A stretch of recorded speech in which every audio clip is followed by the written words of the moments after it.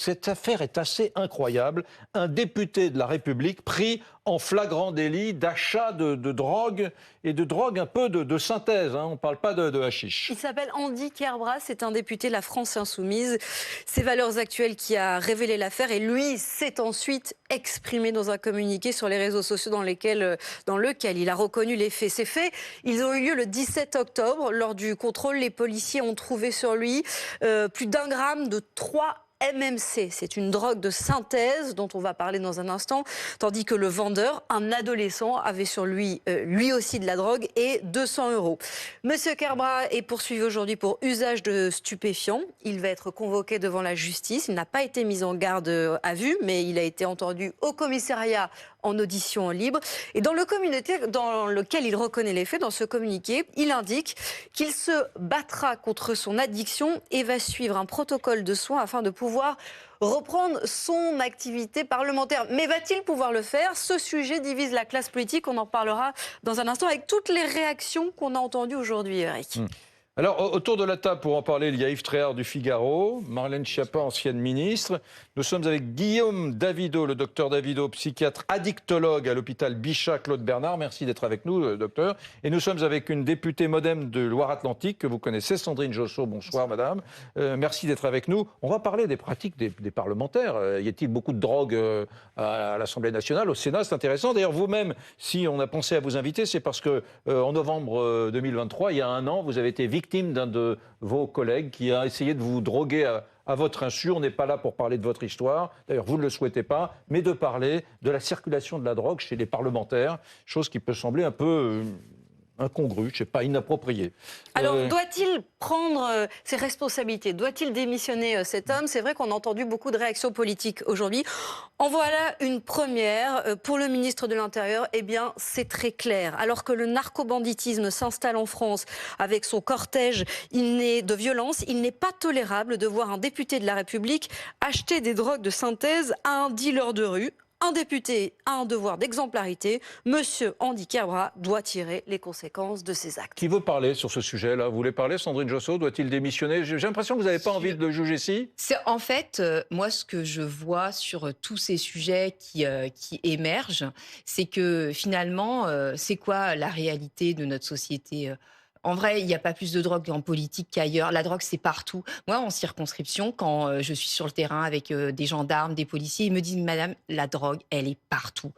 Donc ça, c'est un vrai sujet. Et qui la consomme dans ces cas-là? On se dit c'est monsieur tout le monde, en fait. C'est ça, quel que soit l'âge. Donc ça, c'est un sujet qu'il est important de prendre en compte. Très bien. Il est resté sous les radars. Mais attendez, Madame la députée, dans la drogue est partout, très bien. Mais qu'un député tente à vous de vous droguer à votre insu, jamais on n'aurait imaginé que dans la drogue est partout, ce type de pratique puisse exister au sein des parlementaires, de l'Assemblée nationale, du Sénat, de la même façon qu'on achète. Alors là, qu'on achète à un dealer apparemment mineur, je crois que c'est une information aussi importante, une drogue de synthèse qu'on utilise plutôt pour les performances sexuelles, etc., peut sembler un peu incongru, encore une fois, compte tenu du profil de ce qu'on imaginait être un parlementaire. Alors, c'est vrai que quand vous dites la drogue est partout, ça clôt le débat. Mais quand même...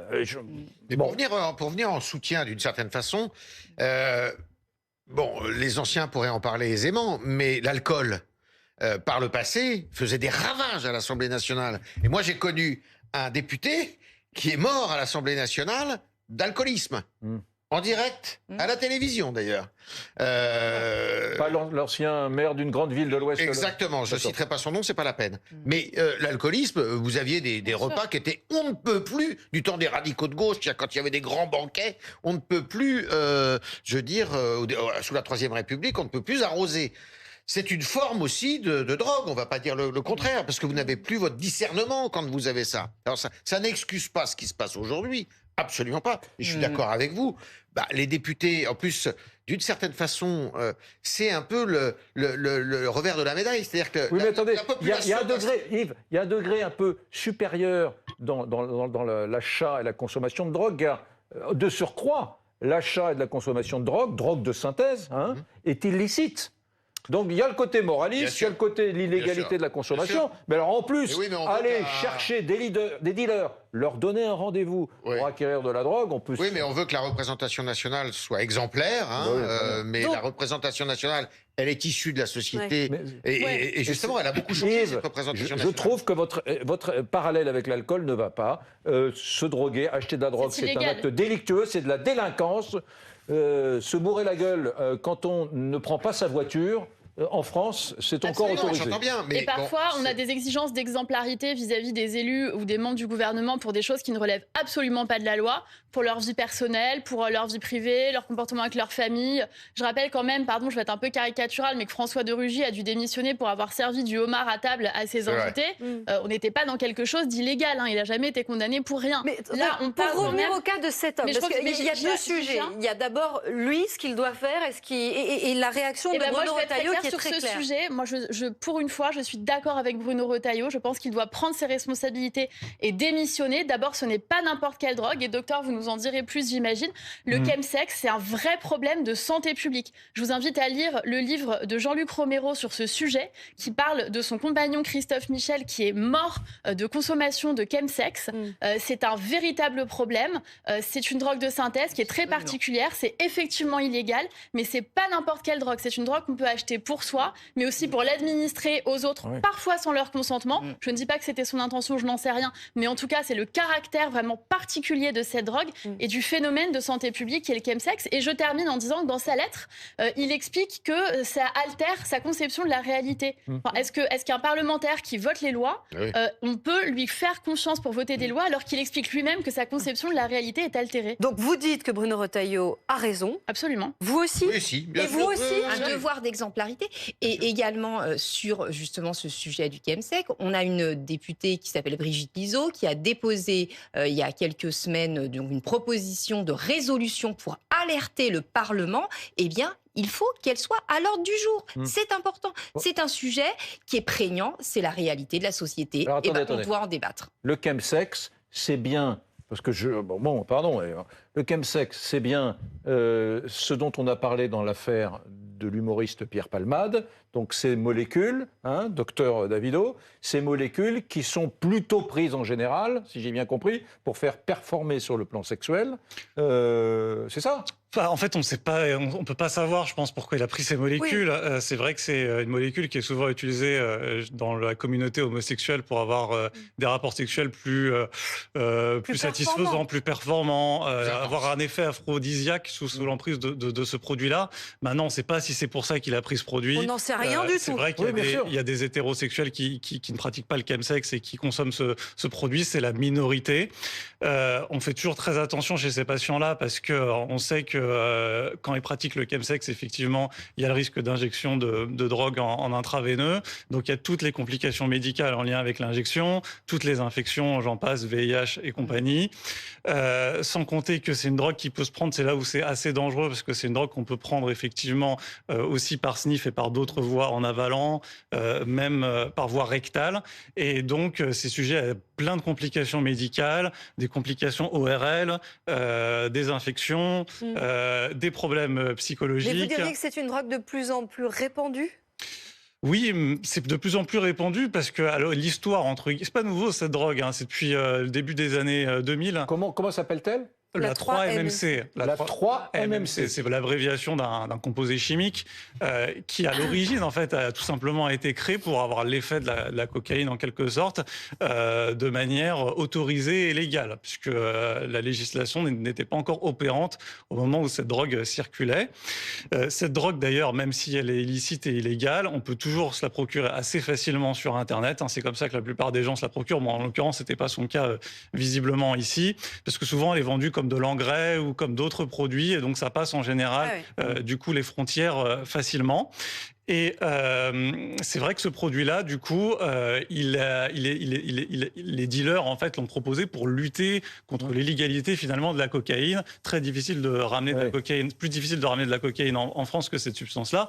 Et finalement, pour moins cher, en plus, vous avez une substance quasiment aussi efficace entre guillemets que la cocaïne. Ça peut, effectivement, il parle de problèmes psychologiques. Bon, on ne sait pas trop ce qu'il veut dire par là. On va lire justement quelques extraits de cette lettre Alors, qu'il a. que dit Andy Kerbrat ? D'ailleurs, la question question que je vous pose. Vous m'avez tous dit, il doit prendre ses responsabilités. Ça veut dire quoi, prendre ses responsabilités? Doit-il démissionner? Attendez avant de répondre. Vous dites oui? Ah oui, clairement. Ah oui, on a Il doit... répondu. Bien sûr. Ouais. Ah On a oui, il tous doit répondu. démissionner, bien Oui, sûr. oui, oui. Non, parce que vous avez dit, il doit prendre ses responsabilités. Non, mais prendre sa attendez, responsabilité, on ça veut sera dire il doit démissionner. Il doit Si on démissionner. démissionne Il doit pas parce qu'on a démissionner. acheté de la drogue à un dealer mineur quand on est parlementaire, je ne sais Ouais. pas pourquoi on démissionne. Hein. Oui, d'accord. Bon, oui, quand vous parlez de François de Rugy, c'est vrai, parce qu'il avait servi... Ah bah oui. ouais. Oui. Bon. Voilà ce que dit Andy Kerbrat. Mon entourage proche, mon équipe parlementaire, ainsi que ma famille politique ont malheureusement appris les faits par des révélations, par le journal d'extrême droite Valeurs Actuelles, avant que je puisse les en informer. Cela interroge une nouvelle fois sur la porosité entre les sources policières et les médias d'extrême droite, écrit-il. Face à des problèmes personnels et des fragilités psychologiques, j'ai pu consommer des drogues de synthèse et suis pleinement conscient de leur effet sur la santé et notamment sur la mienne. Au-delà de ma personne, l'addiction est un problème de santé publique et doit être traité comme tel. Je porte ce combat depuis longtemps auprès d'autres victimes de l'addiction et je continuerai à le mener. Je présente mes excuses à mes électrices et mes électeurs, avant tout ainsi qu'à mon propre groupe parlementaire, à mon équipe, aux militants des Insoumis, etc. Voilà. Et il explique qu'il a consulté son médecin et qu'il va suivre un protocole de soins. C'est intéressant parce que... Il va suivre un protocole de soins. Est-ce que vous n'êtes pas trop dur? Vous disiez tout à mais l'heure. attendez, mais je vais en rajouter. Ah. Je vais en rajouter. Pourquoi? Quand vous écoutez ça, c'est extraordinaire parce que c'est la ligne de défense régulièrement. Je vais faire un peu de politique de la France insoumise. C'est de se positionner en victime. Là, c'est pas lui, il n'est pas responsable là. Il est victime d'un système. C'est ce qu'il vous raconte. Et puis je ne sais pas si c'était un journal de gauche qui avait révélé l'affaire, est-ce qu'il aurait démissionné? Qu'est-ce qu'il a besoin de nous raconter que Valeurs Actuelles, C'est pas de la journal faute de Valeurs d'extrême Actuelles, droite, s'il a mais ça veut acheté dire de la quoi drogue. ça? La seule chose qui est contestable là-dedans, c'est que finalement, il n'en parle pas, et il n'en parle qu'à partir du moment Où l'affaire sort. où Valeurs Actuelles. Évidemment, en parle, oui. mais c'est pour ça que je vous dis, si ça avait été un autre journal, je ne sais pas si... Non, mais c'est surtout que ce qui est extraordinaire, c'est l'inversion de la charge de la preuve. C'est-à-dire que lui, il est victime. On est habitué à ces communiqués maintenant dans le camp LFI, puisqu'on avait eu quasiment le même pour Adrien Quatennens.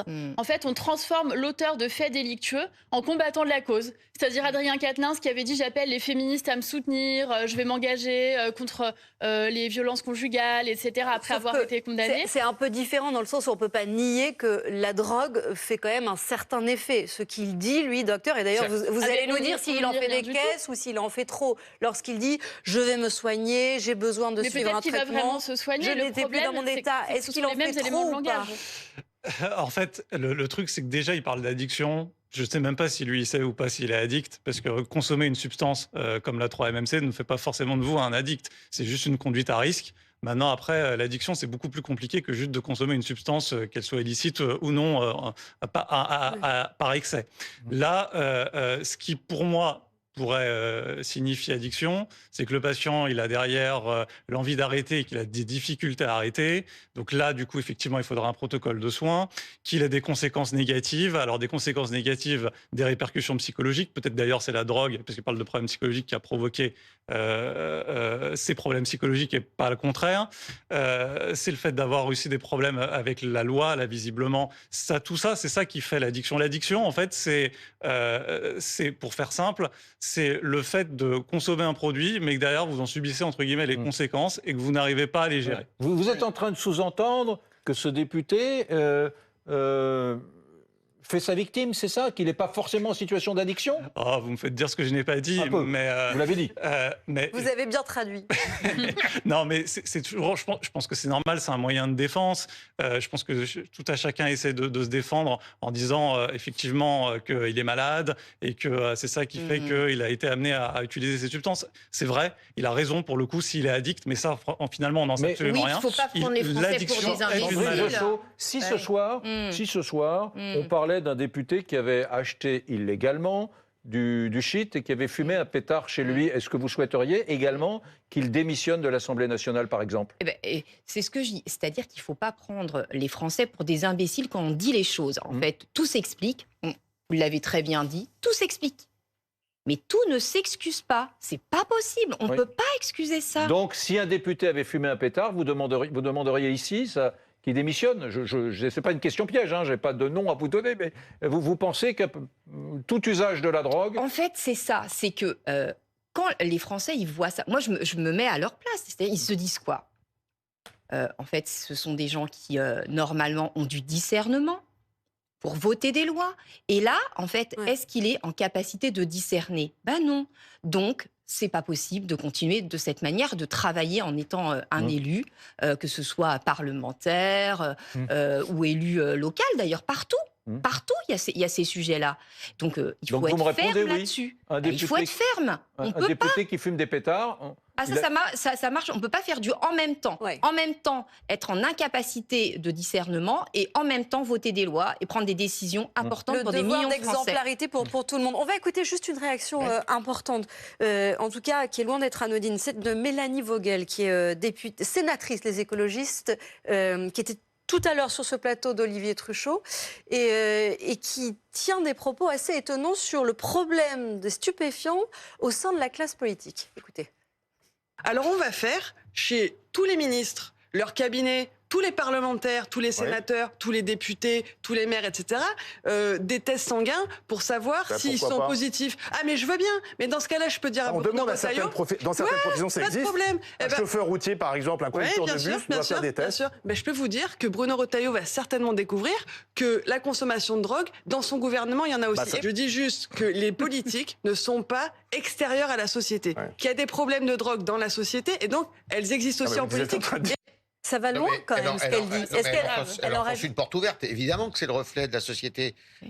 Évidemment, mais c'est quand vous vous faites choper, effectivement, il n'y a pas d'excuse. C'est tout. C'est la différence qu'il y a justement entre un simple citoyen qui se promène dans la rue et qui ne fait de mal à personne, mais qui est sous l'emprise de l'alcool ou de la drogue, mais qui n'a pas de responsabilité. Et une personne qui représente la nation, je suis désolé, ça a une toute autre valeur. Oui, mais ça va loin quand même ce qu'elle dit, Mélanie Vogel. Elle dit, en gros, la drogue au sein du gouvernement, au sein de la classe politique. Mais elle n'a aucune preuve. C'est bien plus qu'un sujet. Oui, mais... Non, mais les amis, attendez, franchement, je vous trouve très ordre moral. Vraiment, moi, si on me disait que mon député fume un pétard tous les samedis soirs, franchement, je ne descendrai pas dans la rue pour demander qu'il démissionne de l'Assemblée nationale. Bon, alors je sais très bien, je sais que dans ce contexte-là, il y a tous les jours un Français qui meurt, à Marseille ou ailleurs, victime d'un règlement de compte et d'un cartel de la drogue. Eric, mais en fait, je pense qu'on ne peut pas tenir les propos. C'est une sénatrice responsable et c'est une femme politique de premier plan. Je pense qu'on ne peut pas tenir ces propos qui banalisent la consommation de drogue. Sinon, quelle légitimité on donne à la lutte contre la drogue? Qu'est-ce qu'elle sous-entend? Si vraiment tout le gouvernement, comme elle le dit, ce qui reste quand même vaguement à démontrer, on n'est pas loin de la diffamation, consommait véritablement de la drogue, achetait de la drogue à des dealers, etc. Ça voudrait dire quoi? Qu'il faudrait dépénaliser toute consommation de drogue? Si tout le monde le fait, ça devient quelque chose de pas grave. Mais c'est un discours dangereux qu'on entend parfois sur les violences face aux femmes. Non, mais quand on dit oui, mais non, mais c'est vrai, d'ailleurs c'est très répandu les violences conjugales, c'est répandu donc c'est pas grave. Marlène Schiappa, ce qu'elle dit aussi, c'est que c'est une manière de sous-entendre que le monde politique est loin d'être épargné par ces problèmes. Non, c'est parce qu'elle si elle avait raison. C'est une technique à la Charles Pasqua. Vous voyez, on crée une affaire dans l'affaire jusqu'à ce qu'on oublie l'affaire de base. Là, l'idée, c'est de jeter le mistigris dans le gouvernement. Hop, attrape ça Michel Barnier. Et finalement, la question devient, est-ce que le gouvernement se drogue? Alors qu'à la base, c'est quand même un député LFI. Ils sont très embêtés parce qu'il y a beaucoup d'affaires autour des députés LFI. Il y a ce député de l'Isère qui a été obligé de démissionner parce qu'il y a eu des révélations justement sur un problème également sur les violences sexistes et sexuelles. Ça commence à faire beaucoup dans le NFP. Et donc là, ils jettent le mistigris vis-à-vis du gouvernement. C'est vrai. Yves Tréhard, je ne sais pas, je ne vais peut-être pas balancer, mais qu'est-ce qu'on a pu entendre ces dernières années? Chirac est dans le gouvernement, ils prennent tous de la coke, etc. Je te jure, j'ai des preuves. Et chez Sarkozy, ils prennent tous de la coke. Et chez Hollande, ils prennent tous de la coke, etc. Et chez Macron, ils prennent tous de la coke. Citez-les tous, comme ça, il n'y aura pas de je les ai tous cités. J'ai jamais rien vu de De Gaulle et Pompidou, vous avez oublié. Pompidou. Pompidou, c'est vrai que c'était pas son style. Les rumeurs, il fumait des Winston. Mais les rumeurs, effectivement, ont couru sur le personnel politique et tout ça. Mais c'est pas pour ça, si vous voulez, qu'il faut admettre ce qui s'est produit là. Et puis ce que je trouve terrible, c'est cette ligne de défense où on inverse la charge de la preuve. Vous savez, c'est exactement comme la délinquance. C'est pas le délinquant qui est responsable, c'est la société qui est responsable. Ce jeune député, il est victime de la société dans laquelle il vit. Mais non, je suis désolé, on vit tous dans la même société. Alors nous, on va tous se shooter. Je vous annonce, les amis, puisque il y a une espèce d'unanimisme vraiment de vengeur sur ce parlementaire de la France Insoumise. Non, mais j'exagère un peu. Une personne, quelques-unes, mais une personne en particulier l'a défendue, et elle sera avec nous dans une poignée de secondes, c'est Sandrine Rousseau. Moi, j'aimerais qu'on écoute sa voix. Ben, elle est là, tiens, on me dit qu'elle est avec nous en Skype, je crois qu'elle est à l'Assemblée nationale, mais on est ensemble ou en duplex. Sandrine, madame, bonjour, bonsoir, merci d'être avec nous. Bonsoir. Je suis très heureux que vous soyez avec nous. Vous voyez la modernité du journaliste, hein, j'ai dit très heureuse. Je suis très heureux que vous soyez avec nous car on est en train de parler de l'affaire Andy Kerbrat. Voilà. Il y a pas mal de gens disent sur ce plateau, il devrait aujourd'hui démissionner compte tenu de cette histoire qui le touche aujourd'hui, l'achat de produits stupéfiants à un dealer. Vous êtes une des rares à l'avoir défendu, ce parlementaire. J'aimerais entendre vos arguments, Madame Sandrine Rousseau.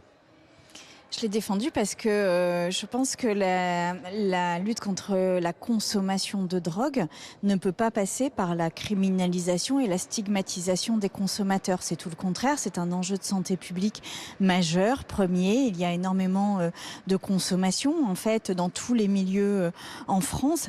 Et aujourd'hui, la question, c'est comment on accompagne ces personnes qui se font du mal à elles-mêmes, avant toute chose, et comment on fait en sorte qu'elles puissent entrer dans un parcours de soins quand elles subissent des addictions. Là, il a reconnu l'addiction, il a reconnu aussi des fragilités psychologiques et je pense que nous devrions entendre qu'aujourd'hui, il a besoin d'un parcours de soins. Mais alors, Madame Rousseau, c'est une chose que l'on entend souvent, mais l'argument souvent invoqué, c'est qu'il faut aussi, quand on combat la drogue, criminaliser les consommateurs. Et puis, bien évidemment, on a tous ces règlements de compte qui nous reviennent en mémoire. Il y en a chaque semaine à Marseille et ailleurs. Si par exemple, pardon pour cet exemple un peu funeste, mais si par exemple ce gamin ce mineur qui a dealé, qui a vendu de la drogue à ce parlementaire, si demain il meurt victime ou il est blessé victime d'un règlement de compte par un cartel de drogue quelque part. C'est terrible aussi. Non mais évidemment que c'est terrible. Et c'est pour ça qu'il faut lutter contre les trafics, mais qu'il faut aussi lutter pour diminuer la consommation. Tant qu'il y aura des consommateurs, il y aura des trafics. Il y aura des trafiquants pour exploiter des jeunes et les mettre en pied d'immeuble pour qu'ils vendent de la drogue. Et diminuer la consommation, c'est un des aspects et un des aspects importants de la lutte contre la drogue. Est-ce que c'est pas un peu facile de dire je n'y suis pour rien, je suis victime de mon addiction? Il n'a pas dit ça, il a dit qu'il reconnaissait, il a dit qu'il s'excusait et par ailleurs il a dit qu'il avait des fragilités psychologiques. Et je voudrais vraiment qu'on entende ce qu'il dit, c'est-à-dire que c'est une drogue qui lui permet de supporter les fragilités psychologiques qu'il a. Quels soins d'autres a-t-il eu? En réalité, c'est ça la question qu'on doit se poser. Mais du coup, Sandrine Rousseau, lorsqu'on vous entend ou lorsqu'on vous lit, on se dit que finalement il est plus une victime qu'un délinquant. Mais en l'occurrence, il a un problème de santé. Il a un problème de santé publique. Et aujourd'hui, la pratique du chemsex, qui probablement était à l'origine de son achat, même si je n'en ai pas la certitude, est un fléau dans certains milieux et dans une certaine jeunesse qui, du coup, se trouve exposée à des quantités bien trop importantes de drogue, font parfois des overdoses de ces drogues.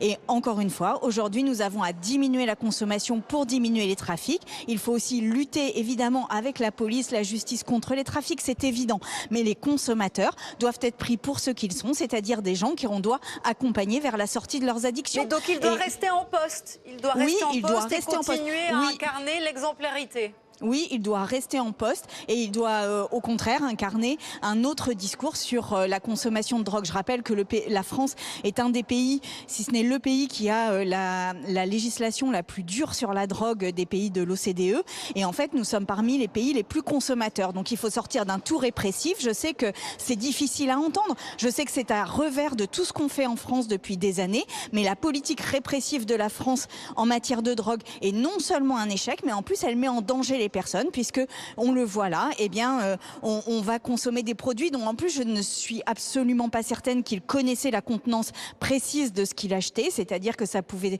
très bien être issu d'un trafic et de produits coupés qui auraient pu mettre sa vie en danger. Donc vraiment, ayons juste un regard un peu empathique vis-à-vis des personnes qui consomment et sortons de ce discours tout répressif qui va dans l'échec. De toute façon, nous sommes aujourd'hui dans l'échec. Marlène Schiappa, qui est sur le plateau, Sandrine Rousseau souhaiterait faire une observation. Bien sûr, non, j'ai même 2 questions en fait. La première, je m'interroge si c'était un député macroniste ou RN ou LR qui était aujourd'hui pris en flagrant délit d'achat de drogue à un mineur, est-ce qu'il bénéficierait de cette même mansuétude et bienveillance vis-à-vis de son état général? C'est ma première question. Et ma deuxième question, par souci de cohérence, puisque aujourd'hui tout NFP nous explique que ce sont des victimes, que ce n'est pas grave, qu'il ne faut pas les condamner, est-ce qu'ils vont proposer une loi pour dépénaliser la consommation de drogue dure? D'accord. Alors déjà, je n'ai pas dit que ça n'était pas grave. J'ai dit que c'était au contraire un problème, et un problème qui mettait en danger et sa vie et probablement aussi la vie d'autres personnes. Donc jamais je ne me permettrai de dire que ça n'est pas grave. Et sur les députés d'autres groupes parlementaires, Madame Schiappa, je vous rappelle qu'il y a un député qui s'appelle Monsieur Pellerin qui a été pris pour pour consommation de cocaïne, et que je n'ai pas demandé sa démission. Donc oui, j'ai une constance dans mes combats, et j'ai une constance dans mes positions, et je peux même vous dire qu'il y a probablement d'autres cas d'addiction dans l'hémicycle, et vous le savez parfaitement. Non, absolument pas. Nous avons également Sandrine Rousseau qui est sur ce plateau, qui a peut-être quelque chose à vous dire, Madame Rousseau. Et je trouve qu'elle dit des choses intéressantes en fait sur comment en fait on s'empare de ces problèmes de drogue. C'est-à-dire qu'aujourd'hui, on voit bien, on n'a pas une politique assez globale. C'est-à-dire qu'on est répression, mais on ne s'occupe pas également de manière assez, on va dire, forte sur la prévention, sur l'accompagnement. Et c'est là-dessus qu'on doit progresser. Yves Tréhard. Je ne suis pas du tout d'accord avec vous. Absolument. Merci sur l'accompagnement. On doit progresser en tout. D'ailleurs, il faut faire des progrès absolument. Partout. De manière plus efficace sur les 3 points, je pense. Donc, Madame Sandrine Rousseau est tout à fait en accord, je dirais, avec sa position in abstracto, en dehors même du député qui est en cause là. Mais je ne suis pas d'accord avec vous pour dire que la politique de prévention n'existe pas dans notre pays. Pas assez efficace et pas assez incarnée. C'est important. On est avec Sandrine Rousseau, je voudrais pas. Elle est avec nous dans la salle des 4 colonnes. On va revenir dessus. Mais Madame Sandrine Rousseau, vous avez une position qui est la vôtre. Il y a juste une question qui peut traverser l'esprit des électeurs de M. Kerbrat, c'est cet homme que nous avons élu pour voter les lois. Il y a une question qui est celle du discernement altéré. Si cet homme est en situation d'addiction, au moment où il vote les lois, au moment où il réfléchit, au moment où il songe, au moment où il construit des amendements, bien évidemment, c'est gênant. Un parlementaire doit être en situation de discernement absolu pour voter. C'est pour ça que la question de sa démission se pose dans l'esprit des gens. Mais précisément, elle ne se pose plus puisqu'il rentre dans un parcours de soins, et que c'est exactement ce qu'il avait à faire. Sortir des addictions, ça demande aussi, je le rappelle, avoir des politiques publiques, de moyens mis sur les services de lutte contre les addictions, les SCAPA dans les hôpitaux et en marge et à côté des hôpitaux psychiatriques, parce que c'est aussi là que arrivent dans les urgences psychiatriques nombre de personnes qui sont sous toxiques et qui ont pris des toxiques, soit de manière festive, soit parfois pour se donner la mort. Donc en fait, il y a des moyens publics, des médecins à mettre, des infirmières, des accompagnements, et encore une fois, changer de discours sur la drogue pour éviter en sorte que ça ne soit pas caché comme ça, mais qu'on puisse le prendre comme on aurait n'importe quelle autre maladie et qu'on puisse l'accompagner. En fait, il y a des questions que je me pose. Alors d'abord, je m'inscris en faux dans ce qu'a dit Sandrine Rousseau tout à l'heure en disant, vous le savez parfaitement, il y a des députés qui ont des problèmes de drogue. Moi, j'ai jamais pris aucune drogue, je bois pas une goutte d'alcool, et je n'ai jamais vu un député ou un ministre consommer de la drogue. C'est pas vrai. Donc s'il y en a qui ont des problèmes, il faut effectivement les accompagner, faire en sorte qu'ils démissionnent eux aussi. Mais ensuite, ce que je voudrais dire, c'est que ça m'interroge. Vous ne démordez pas. Kerbrat doit démissionner. Mais bien sûr. Alors là, on nous explique qu'il va partir en congé pour se soigner. Mais moi, tout ce que je lui souhaite, c'est qu'il se soigne et qu'on l'aide à prendre le temps de se soigner. Bien évidemment, je suis une personne humaniste comme nous tous autour de cette table. Mais enfin, il n'y a pas de congé maternité à l'Assemblée nationale, mais il y aurait un congé post-consommation de drogue. Il s'en extrairait pour se soigner et puis il reviendrait ensuite en prenant le temps qu'il souhaite. On n'a pas d'informations là-dessus. Les députés, les citoyens de sa circonscription n'auront plus de députés. Enfin, je trouve que ça pose quand même un certain nombre de problèmes sur la question de est-ce qu'on considère véritablement qu'il peut décider lui-même de ce qu'il a dit. Donc, Sandrine Rousseau répond. Non, mais dire qu'on n'a jamais vu un député ou un ministre consommer ne serait-ce que de l'alcool, dont je rappelle que c'est une drogue, dont le pouvoir addictif est assez important. Sandrine Rousseau, l'alcool c'est légal, mais pas c'est une drogue. Et il suffit d'aller à la buvette de l'Assemblée, en fait. Non, mais il y a une barrière entre la drogue et l'alcool. La deuxième chose, c'est que l'alcool est légal, pas la drogue. sur le congé congé maternité. On se bat aussi pour qu'il y ait un congé maternité pour les femmes qui accouchent pendant leur mandat. Et là, en l'occurrence, il n'a pas dit, Andy Kerbrat n'a pas dit qu'il le prendrait du temps. Il a dit qu'il avait consulté son médecin et qu'il entrait dans un parcours de soins. Et moi, je lui dirais bienvenue dès le jour où il reviendra à l'Assemblée, parce que sa place est ici. Sa place est ici. Merci beaucoup. Mais donc ça veut dire qu'il aurait une seconde chance que beaucoup d'autres n'ont pas eu. Bien sûr, merci. Et en plus, il y a une chose qu'il faut savoir, c'est que une relation entre un élu, un député en l'occurrence, et ses électeurs, c'est une relation de confiance, un contrat de confiance tacite. Donc, normalement, ce contrat de confiance tacite, il est rompu. Merci Yves Tréhard. Il a raison, et je pense qu'il y a aussi un sujet quand même de fond à poser, c'est pour quelles raisons autant de personnes dans notre société se droguent. C'est aussi un sujet de santé mentale, et là on doit s'en emparer politiquement, c'est fondamental. En tout cas, à l'Assemblée nationale, il commence à y avoir un certain nombre d'affaires qui émergent depuis ces derniers mois. Merci à Sandrine Rousseau qui a pris le temps d'être avec nous.